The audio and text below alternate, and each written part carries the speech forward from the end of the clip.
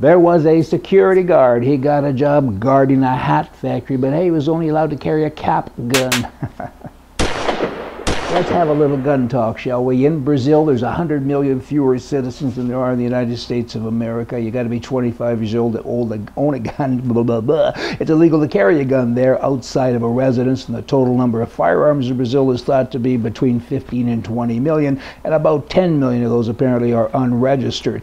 In Brazil, with those 100 million fewer citizens, as I said, they have 25% more gun deaths than the United States. 40,000 people die a year in gun-related incidents, just for your information and edification. And Cha Okami, he's now saying, let's go to the model that Australia has. Let's go into everybody's home and take every gun away from everybody and bunch them all up, and maybe we'll build cars with them or something, but people shouldn't have guns. Only policemen and only the military. Wow, is he ever mistaken? He's saying that we need a background check and Congress won't let me have it, and that's bad. We need to fix it. What he isn't acknowledging here, of course, is that anybody engaged in the business of selling firearms, they're already required under U.S. law to possess a federal firearms license and conduct background checks of those to whom they sell guns. That's been around an awful long time.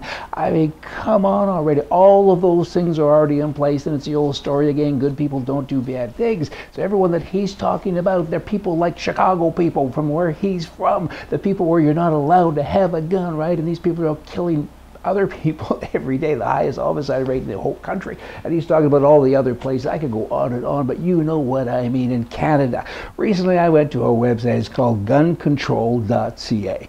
I just wanted to see what they were about, and I watched this Wendy Kuchar or something, I think her name is. She's a spokesperson for the Coalition for Gun Control, and to summarize her misinformation, I guess it's that more gun control is needed so that guns are harder to get to prevent crime.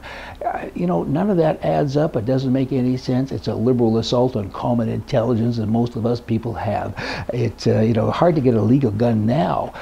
It's harder actually than it is to get an illegal one. I mean, to buy a gun that isn't registered, or if you're a bad guy, that's easy. They're everywhere. People make them in their garages. They sell them to people that go out and do bad things with. The good guys are the guys that fill out all of the forms and go buy the guns from the proper places, and through the proper channels. I mean, and then she talks about women. She goes on to say that women are always hurt by guns. Gun control is only for illegal people. Let's get the guns away from all those legal people. She actually says that. It just blows your mind. I mean, if you're looking after women so much, allow them to protect their lives with a firearm. Give them a choice. Even let them carry bear spray legally, or mace or something. In Canada, particularly, this is where I'm going, or talking about rather, you can't do that.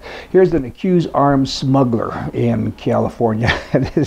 267,000 California voters cast their votes last week for State Senator Leland Yee in the Democratic Party's Secretary of State primary election.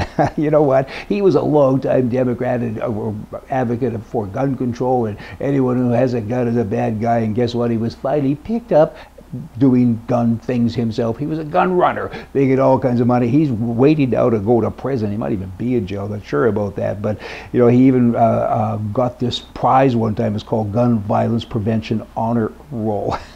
And now people showed up and they voted for him. He was notorious for forming opinions. Liberals are based on little or no factual information, and they're so committed, these liberals I'm talking about now, to the anti-gun agenda, that even the facts that are brought to their attention don't matter. And to show up and vote for somebody who's not even running, who's actually in jail, almost 300,000 people doing that, what does that tell you about their mentality? I mean, they don't care about the truth. They don't care about the right or the wrong. They only care about their mixed up, warped agenda.